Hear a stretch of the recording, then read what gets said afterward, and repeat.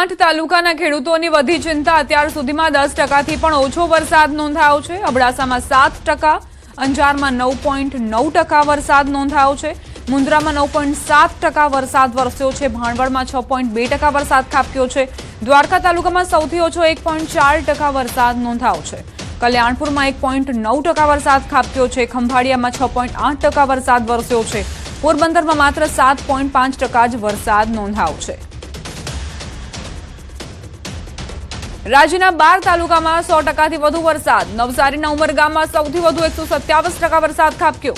સાંતલપુરમાં 110.8%, કડીમાં 101.3%, મહેમદાવાદમાં 110%, નડિયાદમાં 103%, જૂનાગઢના માંગરોળમાં 107.5%, અંબિકામાં 112.2%, કામરેજમાં 104.6% વરસાદ વરસ્યો છે। પલસાણાની વાત કરીએ કે જ્યાં 118.9% વરસાદ નોંધાયો છે। ચીખલીમાં 114.7% વરસાદ ખાબક્યો। ખેરગામમાં 110.6%, પારડીમાં 100.4%, વલસાડમાં 100.6% વરસાદ નોંધાયો છે।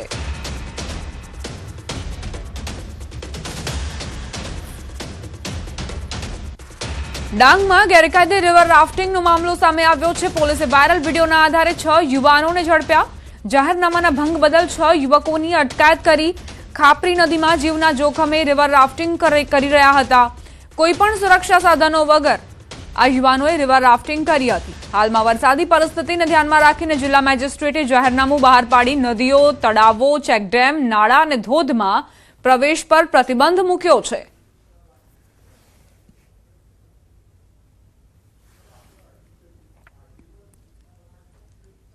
બે અલગ અલગ દ્રશ્યો આપ જોઈ રહ્યા છો ટેલિવિઝન સ્ક્રીન પર। પહેલા કહીએ તો આ યુવકોએ મનમાની કરી। જિલ્લા મેજિસ્ટ્રેટે જાહેરનામું બહાર પાડ્યું છે કે નદી, જળાશયો, ધોધ ત્યાં પ્રવેશ બંધી છે, કોઈને પણ પ્રવેશ નથી કરવું। પરંતુ આ યુવકો કોઈ પણ સેફટીના સાધનો વિના રિવર રાફ્ટિંગ કરી રહ્યા હતા। વિડીયો વાયરલ થતાં જ પોલીસ એક્શનમાં આવી છે અને ત્યારબાદ આ 6 યુવાનોને ઝડપી પાડવામાં આવ્યા છે અને કાયદાનું ભાન કરાવવામાં આવ્યું છે। પરંતુ આ યુવકોની બેદરકારી તેમના જીવ પર જ જોખમ સર્જી ચૂકી છે।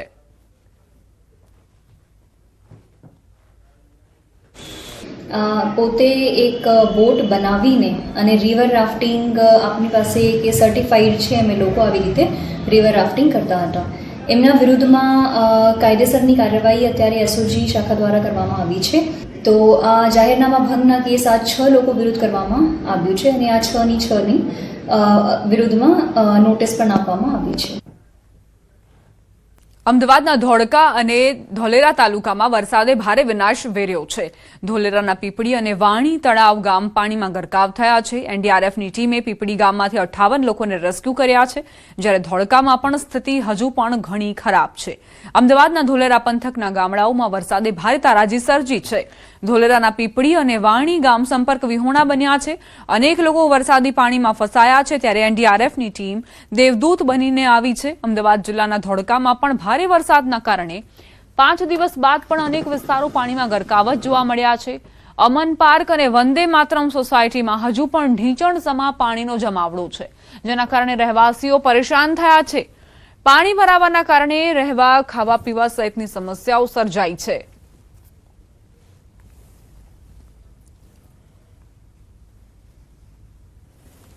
નવસારીમાં ભારે વરસાદે તારાજી સર્જી। ગણદેવી તાલુકામાં આવેલા વિનાશક પૂરે અનેક પરિવારોના ઘર છીનવી લીધા।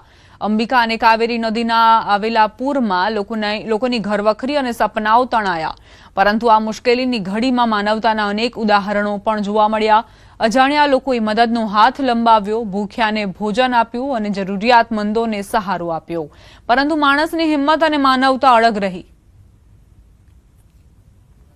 પાણી વધારે આવી ગયેલા હતા ને બકરી પાણીમાં પડી ગઈ અને મમ્મીને ફોન કર્યો તો મમ્મીએ કીધું કે પાણીમાં બકરી પડી ગઈ છે। ત્યારે મેં બીજાના ઘરે હતો ને મેં ઘરે આવવા સારું બહુ પેલું કર્યું, મતલબ મને ત્યાંથી આવવા નહીં દીધો। બકરી 10 થી 15 જેટલી બકરી હતી। એ 10 થી 15 જેટલી બકરીમાં 3-4 દિવસ એક બકરી બચેલી હતી, તે પણ કાલે મરી ગઈ।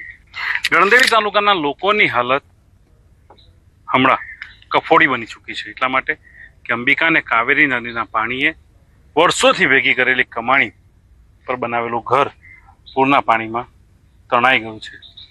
રહેવા માટે હવે છત નથી, ને જમવા માટે રસોડું પણ નથી. આ જ પરિસ્થિતિમાં લોકો રહી રહ્યા છે. ત્યારે વાત કરીશું શું સ્થિતિ છે અને એ દિવસો કેવા હતા. ત્યારે તો ગંભીર જ હતું. અમારું તો કઈ કપડા હેથી કઈ માણીને કઈ વસ્તુ બચી જ નથી. આખું જ ડૂબી જાય. કઈ જ નહીં મળે ઘરમાં, કઈ થોબા લાયક નહીં મળે. જાનવર બાનવર ભેંસ બધું જ આખો દિવસ ને રાત ઊંઘ બી નહીં આવે. અમે શું કરું? મજૂરી કરીને 2 છોકરા ભણાવ્યા, આટલું કરેલું હતું, હવે બધું જ ચાલી ગયું. નદી કિનારે આવેલું આ ઘર પાણીમાં સંપૂર્ણ નાશ થઈ ચૂક્યું છે. લોકો પાસે રહેવાના કપડાં નથી ને પગમાં પહેરવાની ચંપલ પણ નથી. આ પરિસ્થિતિમાં વિસ્તારના લોકો જીવી રહ્યા છે. સરકાર પાસે એક આસ લગાવીને બેઠા છે.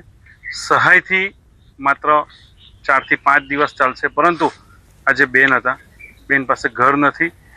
ન્યૂઝ 18 ગુજરાતી એવા લોકોને અપીલ કરે છે કે આ લોકો સુધી પહોંચે, સહાય પહોંચે. સરકાર તો એમની રીતના જે સહાય આપવાની થતી હશે એ પહોંચાડશે, પરંતુ આ લોકો સુધી દાતાઓએ આગળ આવવાની જરૂર છે, જેથી કરીને ફરી પોતે પગ પર ઊભા રહે અને લોકો સાથે ખભેથી ખભા મળાવીને આગળ ચાલી શકે. વહેલી તકે આ લોકો સુધી સહાય પહોંચે એ માટે લોકો પણ આસ લગાવીને બેઠા છે.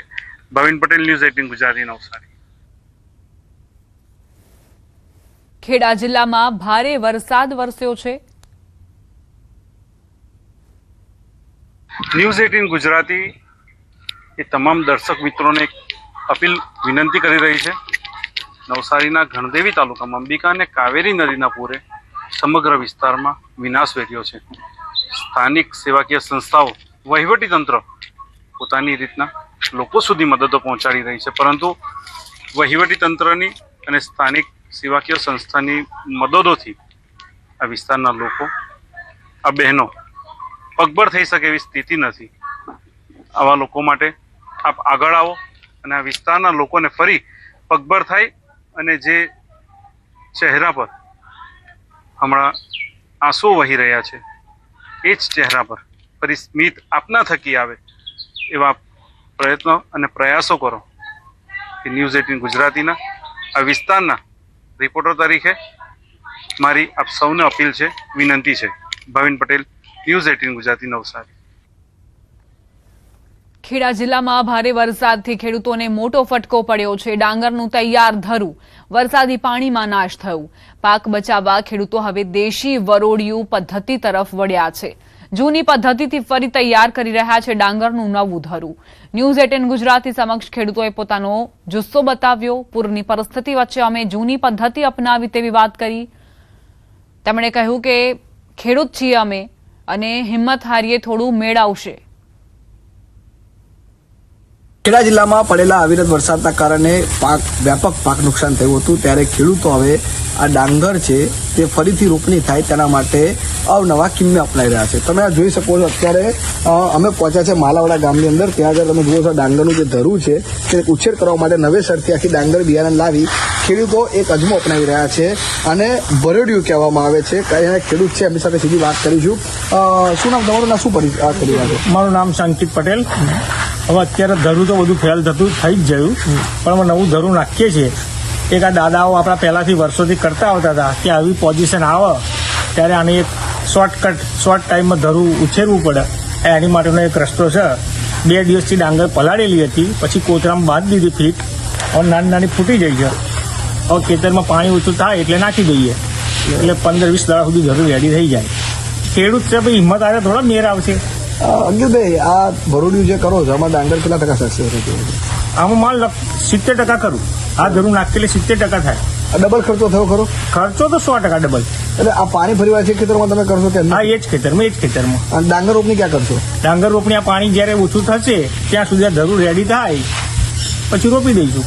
બીજો દ્રશ્યો તમે જોઈ શકો છો. આ ભરોડિયું કહેવામાં આવે છે. અત્યારે તમે જોઈ શકો છો કે આની અંદર જે ડાંગર છે તે અત્યારે અંદર આ ડાંગર ગરમ થઈ ગઈ છે ને ઉગી ગઈ છે. એટલે કે આ ડાંગરનો દાદાઓનો અજમો જે જૂનો છે તે અપનાવી રહ્યા છે અને ખેડૂતો પોતાની ખેતી બચાવવા માટે અવનવા અક્ષમાં અપનાવી રહ્યા છે. ઉમંગ પટેલ, ન્યૂઝ 18 ગુજરાતી, માલાવાડા.